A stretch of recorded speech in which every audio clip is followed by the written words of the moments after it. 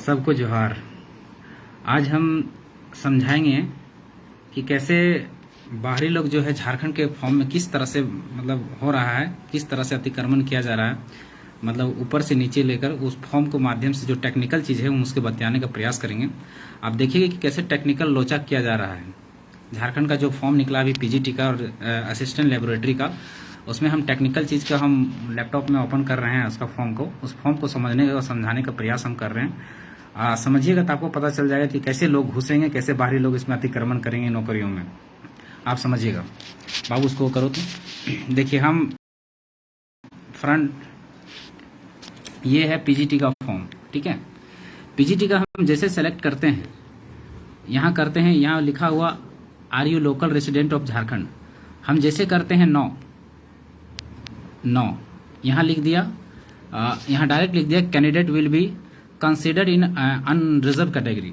मतलब इसका मतलब ये हुआ कि कोई बैरियर नहीं है। जैसे अन्य राज्यों के हम अगर फॉर्म भरते हैं तो उसमें लिख देता है डू यू नो कोंकणी। अगर हम गोवा का फॉर्म भरते हैं तो उसमें लिख देता है बैरियर के तौर पर कि डू यू नो कोंकणी। अगर उड़िया का हम फॉर्म भरते हैं तो लिख देगा do you know Odia language. But यहाँ कोई ऐसा बैरियर नहीं है, भाषा का कोई बैरियर नहीं है और किसी भी तरह का बैरियर नहीं है। यानी जनरल कैटेगरी में घुस गए, है ना, किसी तरह से आपका फॉर्म भरा जाएगा पूरी तरह से। कोई बैरियर नहीं है, किसी तरह का कोई रेसिडेंस का नहीं मांग है, किसी तरह का कोई चीज़ का मांग नहीं है, डायरेक्ट आप फॉर्म भर सकते हैं। अब उसमें एस करो बाबू, अब उसमें करो are you local resident of Jharkhand में हम जब एस करते हैं तो एस करने के बाद देता है कि select your district of local residents. अब हम अपना रेसिडेंट जो लोकल जिला है हम उसको सेलेक्ट करते हैं। मेरा जिला है गिरिडीह, हम गिरिडीह को सेलेक्ट कर दिए, ठीक है। देखिए यहाँ हम गिरिडीह को सेलेक्ट कर दिए। अब जब हम गिरिडीह को सेलेक्ट कर देते हैं तो गिरिडीह के सेलेक्ट करने के बाद इसके बाद कोई चीज़ का नहीं मांगता। जैसे मांगता ना कि रेसिडेंट का नंबर दीजिए, इस तरह का कुछ मांगता, लेकिन कुछ नहीं मांगता है, बस आपका फॉर्म भरा गया।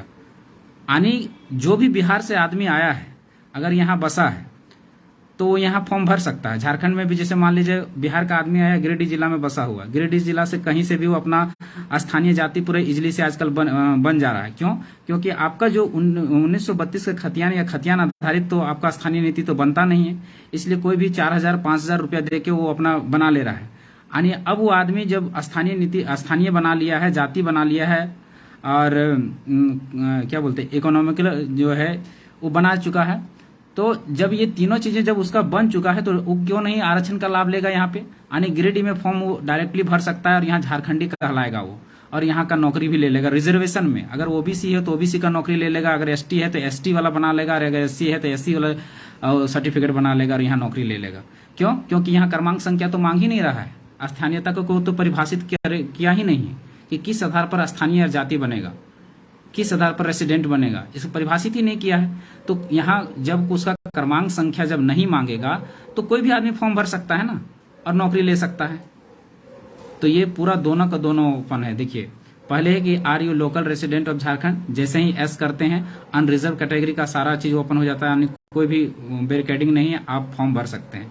जैसे ही आप नो करते हैं उसमें जिला सेलेक्ट करने को मांगता है। आप जैसे ही जिला सेलेक्ट करते हैं आपको कुछ नहीं मांगता है कि आप रेसिडेंस नंबर दीजिए या किसी तरह का ओबीसी है तो ओबीसी का जो सर्टिफिकेट होता है उसका नंबर दीजिए। इससे किसी तरह का बैरियर नहीं है, कोई भी बैरियर नहीं, यानी पूरी तरह से ओपन। हम लोग तो यहाँ 60-40 समझ रहे थे, लेकिन यहाँ तो पूरी तरह से ओपन है। कोई भी आएगा और यहाँ नौकरी लेके चला जाएगा, किसी भी तरह का बैरियर नहीं है। उसके बाद जो भाषा का बैरियर होता था वो भाषा का बैरियर भी खत्म कर दिया गया। मैट्रिक इंटर का बैरियर था वो भी खत्म कर दिया गया। तो यहाँ जब बैरियर ही नहीं है, और अभी कुछ दिन पहले पेपर में आया था कि ना 1985 की जरूरत पड़ेगा ना 1932 का जरूरत पड़ेगा, डायरेक्ट यहाँ रेसिडेंट का जरूरत पड़ेगा। अब रेसिडेंट्स ऐसा ही बन जाएगा। जैसे ही आपको अगर उदाहरण पेश करना है तो आप किसी भी बाहरी दोस्त को लेके जाइए कि चलो हम तुम्हारा रेसिडेंट बना देते हैं, और जाके वहाँ पर खाली बात कीजिए, वहाँ पर चुपके से किसी भी प्रज्ञा केंद्र में कि यहाँ का नहीं है, इसका बनाना है, कितना लोगे, आपको बना के दे देगा। गारंटी हम लिख के दे देंगे। अगर 4-5 हज़ार रुपया खर्च करेंगे तो आपका 4-5 हज़ार भी नहीं, 2-3 हज़ार रुपया खर्च करेंगे तो आपका रेसिडेंट बन जाएगा। और जब आप रेसिडेंट बन जाएगा तो आप अनरिजर्व कैटेगरी में तो छोड़ दीजिए, रिजर्व कैटेगरी में झारखंड में नौकरी ले लीजिएगा। यानी ओबीसी का हक मारा जाएगा, आपका एसटी एससी किसी का भी हक मारा जा सकता है। ऐसा नहीं समझिए कि एसटी के लिए रिजर्व है तो उसका भी हक नहीं मारा है। अगर कोई एसटी बाहर का है, कोई बिहार का एसटी है तो यहाँ आके अपना एसटी का सर्टिफिकेट बना सकता है। आखिर कोई बिहार का एसटी है तो यहाँ तो उसको जनरल में ही फाइट करना पड़ेगा, लेकिन जनरल में ना फाइट करके वो रिजर्व कैटेगरी में फाइट कर लेगा।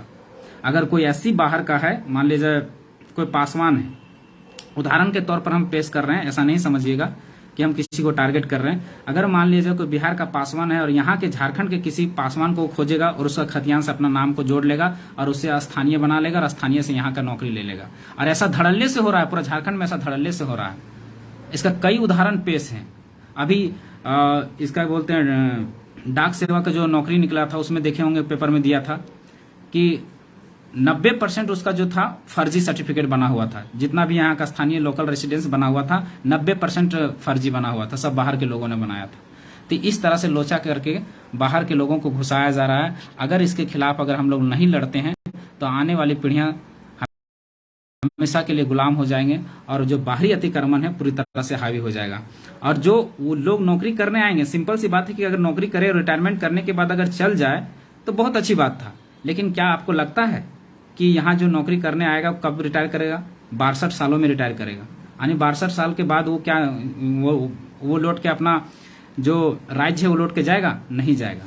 यही जमीन खरीदेगा, और जमीन किससे खरीदेगा? यही झारखंड के लोग से खरीदेगा, झारखंड के लोगों से खरीदेगा तो यहीं के लोगों को जमीन खरीदेगा, फिर यहीं बस जाएगा, फिर उसका बाल बच्चा को रिजर्वेशन का लाभ मिलेगा। तो समझने वाला विषय है। अब आगे आप लोग को तय करना है कि लड़ना है कि नहीं लड़ना है। अगर लड़ना है तो तैयार रहिए, और नहीं तो फिर आने वाली पीढ़ी इसका गुलाम होगा। इसका पूरा हम गारंटी लिखित हमसे ले लीजिए, एफिडेविट करवा लीजिए, आने वाला पीढ़ी गुलाम रहेगा। ऐसे भी झारखंड जब से ये औद्योगिक क्षेत्र है तब से ये गुलामी की जिंदगी जी रहा है, और आने वाले समय में और भी ज्यादा गुलाम हो जाए। क्यों? क्योंकि अभी जितना पोस्ट खाली है झारखंड में पहले कभी नहीं था। 3.5 लाख पोस्ट खाली है, और 3.5 लाख पोस्ट है ये इसी नीति के तहत भरी जाएगी। और जब 3.5 लाख पोस्ट जब भर जाएगी तो सरकार कर रही कि हम टेम्पररी नीति बनाए, हम परमानेंट नीति बनाएंगे। जब तुम सब टेम्पररी नीति से ही सब वैकेंसी ले लोगे तो परमानेंट नीति बना के क्या करेंगे? हम उसका घास छिलेंगे? नहीं ना।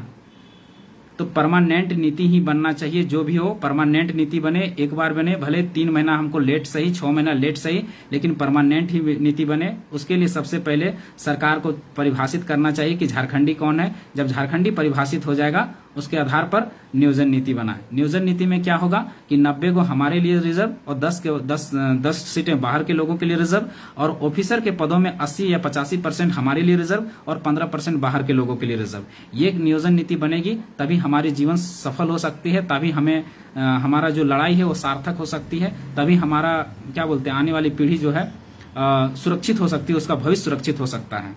धन्यवाद। जोहार।